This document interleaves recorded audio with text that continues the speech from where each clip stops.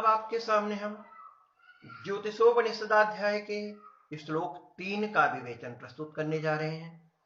श्लोक 3 के अर्धभाग का विवेचन पूर्व एपिसोड में ही किया जा चुका है, तो आधे भाग का तीसरे श्लोक का जो आधा भाग है उसकी रचना अब उसका विषय अब आपके सामने आएगा। और वहां पर जैसा कि बताया गया है कि भय भूगोल रचना प्रकार, इस विषय में यहां पर हम चर्चा करेंगे। अभीष्टम पृथ्वी गोलम कारयित्वा तुदार्वम दंडम तन्मध्यगम मेरु रुभयत्र विनिर्गतम आधार कक्षाद्वितयं कक्षा वैसुवती तथा भगणान सांकुलैकार्या दलितास्तेस्वता। यहाँ पर जैसा कि बताया गया है श्लोक संख्या 3 में अभीष्ट परिमाण वाला काष्ठ का एक पृथ्वी का गोल बना करके उसके मध्य से एक ऐसा दंड स्थापित करें जो मध्यगत होता हुआ दोनों मेरु स्थानों अर्थात उत्तर और दक्षिण में बराबर निकला रहे। दोनों मेरुओं से दो आधार पृथ्वी की रचना करें, अर्थात दोनों मेरुओं में जाने वाली यामोत्तर रेखा या यामोत्तर वृत्त के मध्यगत 90 अंश पर स्थित उन्मंडल वृत्त की रचना यहां पर करनी चाहिए।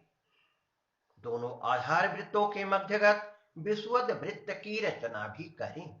तीनों वृत्तों पर एक एक अंश के 360 चिन्ह अंकित करें। इस तरह से आपके सम्मुख जो विषय प्रस्तुत किया गया है उसमें श्लोक तीसरा उसका अर्धभाग यहां पर जैसा बताया गया है दार्वम, दार्वम अर्थात सुकाष्ठ घटितम अभीष्टम स्वाभिलषित व्यासार्धोत्पन्नम सछिद्रम कंदुकाकारम पृथ्वी गोलम अर्थात भूगोलम निपुण शिल्पीनां कारयित्वा तन्मध्यगम तस्य भूगोलस्य केंद्रगतम उभयत्र विनिर्गतम मेरोर्दंडम सरलाकारम दारु वै मेरु संज्ञम दंडम च कारयित्वा तदुपरि आधार कक्षादिद्वयम् अर्थात तस्य मेरुदंडस्योभय प्रांत प्रोतमेकम यामोत्तर वृत्त संज्ञक अन्य उन्मंडल क्षितिज संज्ञम अन्योयम लंब रूप मिथ्याधार वृत्त द्वयम कुर्यात् तथा तदा धार वृत्त सजातीया तादृशी एव वैसुवती अर्थात मेरु प्रांताभ्याम नवत्यंश तुल्यांतरिता विषुवद्देश संबंधिनी तदाधार वृत्त द्वयोरपि लंब रूपी च कक्षा नाड़ी वृत्ताख्याः कार्या ताः आधार कक्षा द्वयं वैसुवती कक्षा चेति त्रिंशः कक्षा भगणांसांगुलै षष्ट्यधिक शत त्रयमितै रंसैरतुल्यरेव दलिताः खंडिताः चिह्निता इत्यर्थः कार्या प्रतिवृत्तं तुल्येन विभागेन भगणांसांकित कुर्यान् न्यूनाधिककेनेत्यर्थः। अब यहां पर आपके समक्ष श्लोक 3 से 5 के बारे में जैसा कि वृत्तांत आया है, यहां पर श्लोक 3 में जो बताया गया है लकड़ी का अभीष्ट आकार का एक गोला भूगोलकार बना करके श्लोक 4 में कहा गया है इसमें छेद करके एक सीधा डंडा डाल करके कस देना चाहिए जो भूगोल के केंद्र से होकर दोनों ओर बराबर निकला रहे और मेरुदंड का काम करे।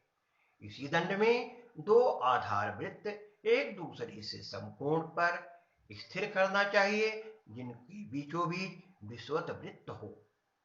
इसी तरह से यहां पर श्लोक 5 में जैसा कि बताया गया है इन तीनों वृत्तों को अंगुल से 360 अंश में बांट दिया जाए, उसके उपरांत विषुवत वृत्त के मान के अनुसार अहोरात्र वृत्त की व्यासार्ध का निर्माण करें।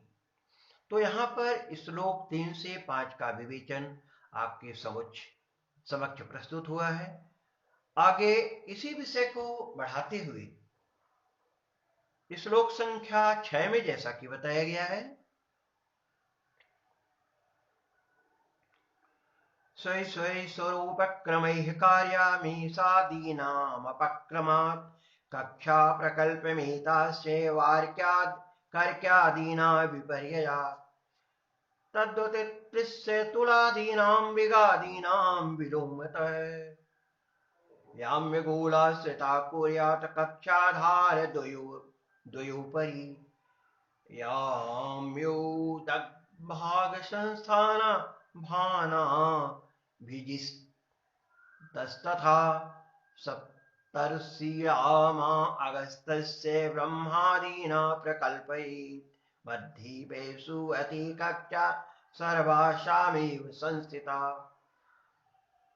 तदाधारे जुते भार्थमयने विश्वद्वये विश्वत् अस्थानतो भागै अस्फुटैर्भगण संचरात् क्षेत्राणि वैमजादीनां तिर्यक्माजाभिप्रकल्पयेत् आयनादयनस्य कक्षा तिर्यकत्वा तथा परा क्रान्तिसंज्ञा तथा सूर्या सदा परेतिमाशयन् चन्द्रास्य स्वकैः प्रातैर्मण्डलमाश्रितैः ततोपकृष्टा दृश्यन्ते विक्षेपाग्रास्विपक्रमात्।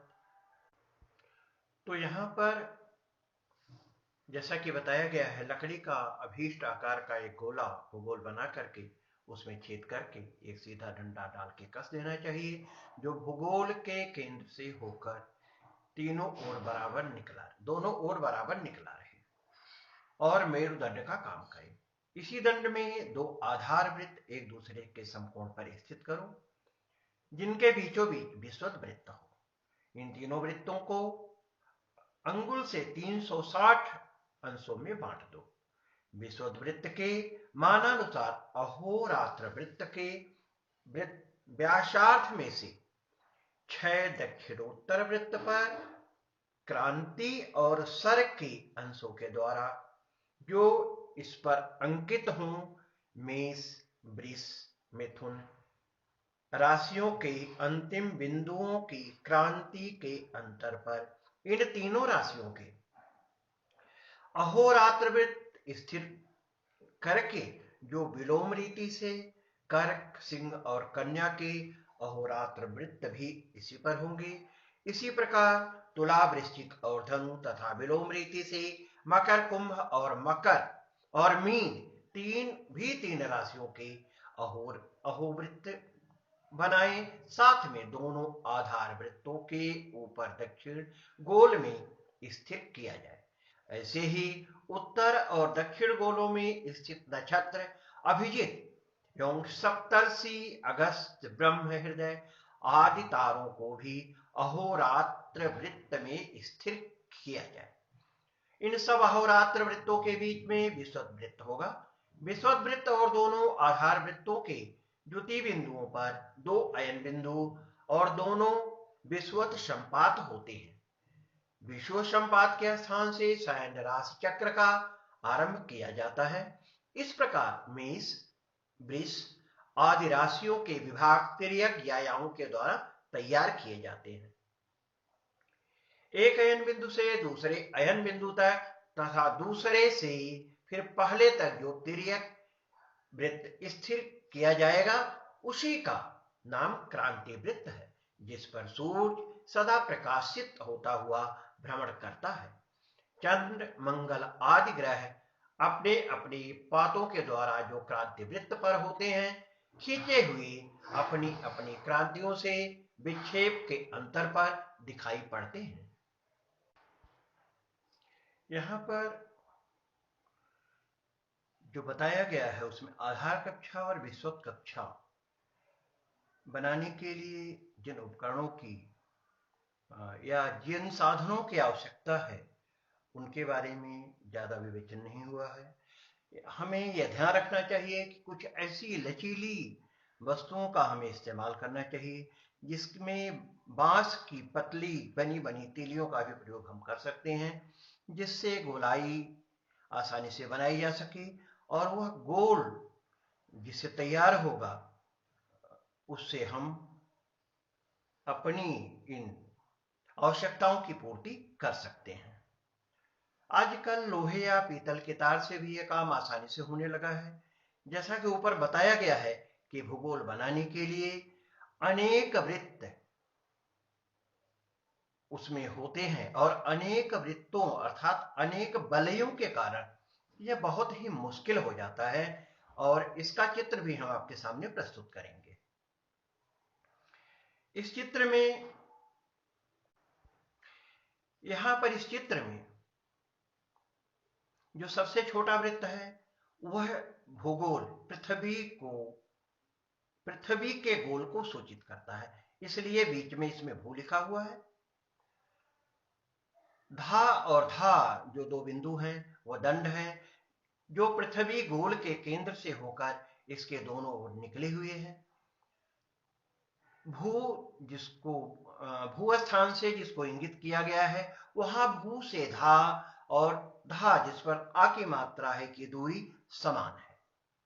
इन्हीं स्थानों से दो आधार वृत्त जिसको ध सा धा और वा और ध पा धा और पू से संकेतिक किया गया है, एक दूसरे से समकोण पर बांधे जाते हैं या वहां पर इनको वेल्डिंग करके चिपका दिया जाता है। इन दोनों वृत्तों पर धा और धा से समान अंतर पर बिंदु पा वा पू और सा वृत्त बांधा जाता है, जिसको विषुवत वृत्त के नाम से जाना जाता है। इन तीनों वृत्तों को 360 समान भागों में बांटकर चिन्ह बना देते हैं, जो अंश को संकेतिक करते हैं अर्थात जिसको अंश कहा जाता है। इसके बाद मेषादि 12 राशियों के अहोरात्र वृत्त बनाए जाते हैं। ऊपर के 3 वृत्त बांधने के बाद सीधे क्रांति वृत्त को ही बांधना यद्यप सुगम होता है, यह भी ऊपर के किसी वृत्त के समान लेना चाहिए। इससे पहले वा और सा स्थानों पर विषुवत वृत्त और ध शा धा वा आधार वृत्त के जोड़ पर बांधना चाहिए, फिर दूसरे आधार वृत्त का और मा स्थानों पर बांधनी चाहिए। काया मा का अंतर विषुवत वृत्त से उतना ही होना चाहिए जितनी सूर्य की परम क्रांति होती है। जैसा कि आप जानते हैं आजकल सूर्य की परम क्रांति 23.5 डिग्री है अर्थात 23 अंश 30 कला के लगभग मानी जाती है। इस क्रांति वृत्त को भी 360 समान भागों में बांट देना चाहिए और वह बिंदु अर्थात वह स्थान को सायन मेष या वसंत संपात तथा स स्थान को सायन तुला या शरद संपात के नाम से संकेतिक किया जाना चाहिए। का और मा स्थानों को क्रम से सायन कर्क और सायन तुला अर्थात दक्षिणायन और उत्तरायण बिंदु के नाम से हम जानेंगे। इन स्थानों के विचार से धा शा धा और वा आधार कक्षा को विषुव संपात वृत्त जिसको इक्विनोक्टियल कॉलर और धा पा मा धापू के आधार कक्षा को अयन बिंदु जिसो सोलस्टियल कलोर कहते हैं, क्योंकि पहले पर दोनों विषुव संपात बिंदु और दूसरे पर दोनों अयन बिंदु होते हैं। चित्र में क्रांति वृत्त के आ स्थान पर विषुवत वृत्त के समानांतर एक अहोरात्र वृत्त आ ई आ दिखाया गया है। यह क्रांति वृत्त के दूसरे स्थान आ पर मिलता है।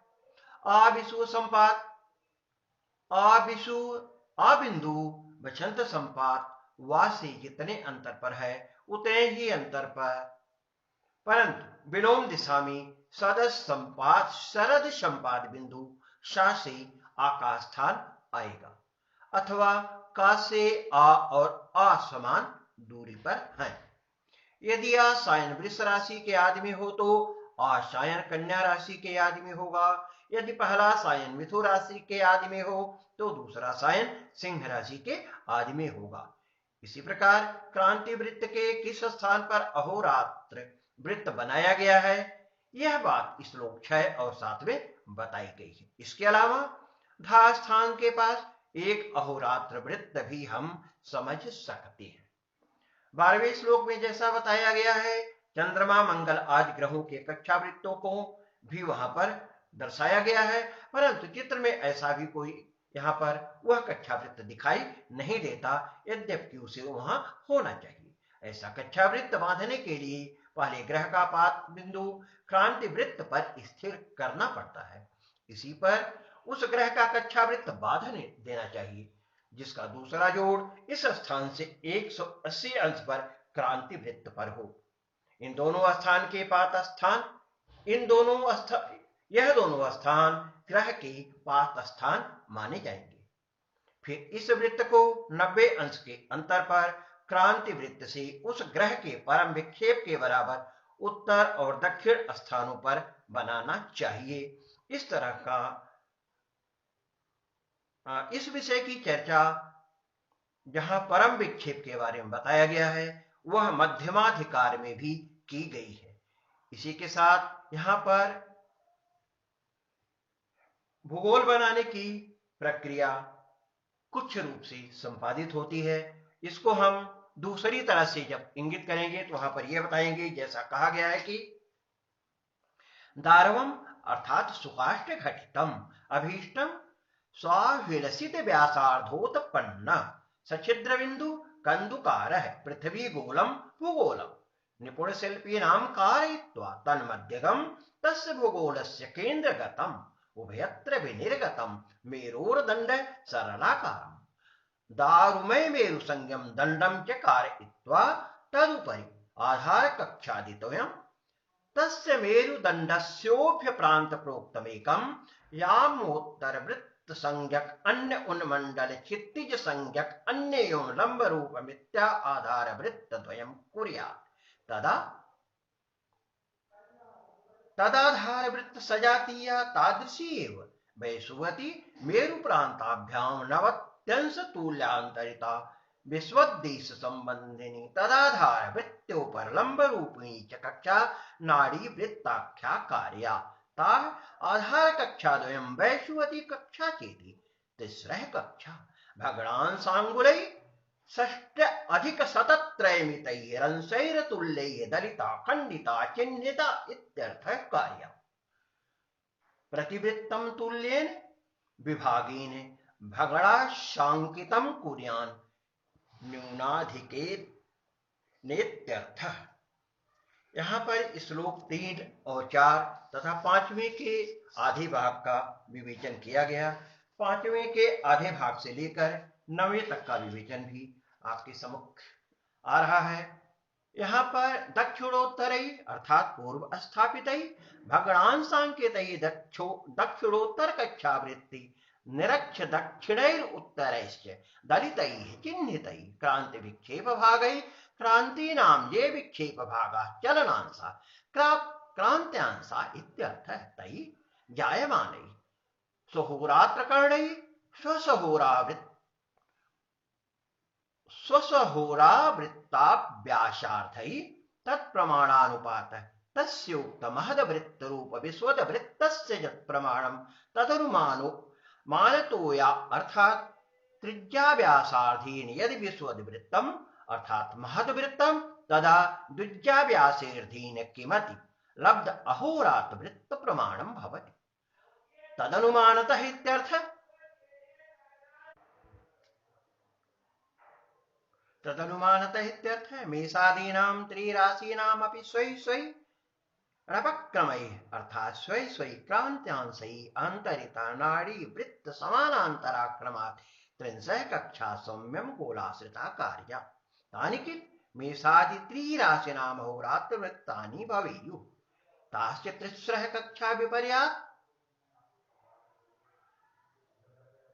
व्यत्यासात् कर्कादीनां त्रयाणां कक्षा प्रकल्पयेत् अर्थात मिथुनस्य कक्षा कर्कस्यापि कक्षा, वृषस्य कक्षा, सिंहस्यापि, मेषस्य कक्षा, कन्याया अपि कक्षा इति कल्पयेत्। तद्वत् यथा स्वस्वापक्रमवशात् स्वस्वाहोरात्रकरणैः मेषादित्रयाणां कक्षा कल्पितास्तथैव तुलादीनां त्रयाणां याम्यगोलाश्रिता तिस्रः कक्षा कार्या। तथा त एव विलोमतो मृगादीनां मकरकुम्भमीनानां कक्षा प्रकल्पयेत्। धनु वृश्चिक तुलानां कक्षा एव मकरकुम्भमीनानां कक्षा इत्यर्थः। तथा कक्षाधारात् विश्वद्वृत्तरूपाधारतो द्वयोरपि भागयो। याम्योदगोलसंस्थाना अर्थात दक्षिण गोलावर्तीनां उत्तर गोलवर्तीनां च भानां नक्षत्राणि अभिहिता उत्तराषाढाश्रवणयोः सन्धिगतस्या विजिन्नाम्नो नक्षत्रविशेषश्च। सप्तर्षीणां मरीचि प्रभृतिभिः सप्तर्षितारकानाम् अगस्त्य ब्रह्मादीनां च नक्षत्राणां पूर्वोक्ता स्वैश्वैरपक्रमैः स्वहोरात्रार्धकरणश्च पृथक् पृथक् कक्षा कल्पयेत्। एवं सर्वेषामेवाहोरात्रवृत्तानां मध्ये वैसुवती कक्षा नाड़ीवृत्तनाम्नी संस्थिता भवति। अर्थात् शर्वा एवाहोरात्रवृत्तकक्षा नाड़ीवृत्तस्य समानान्तरा स्वै क्रांत्यांशैर्नाड़ीवृत्तान्तरिताश्च भवन्तीति।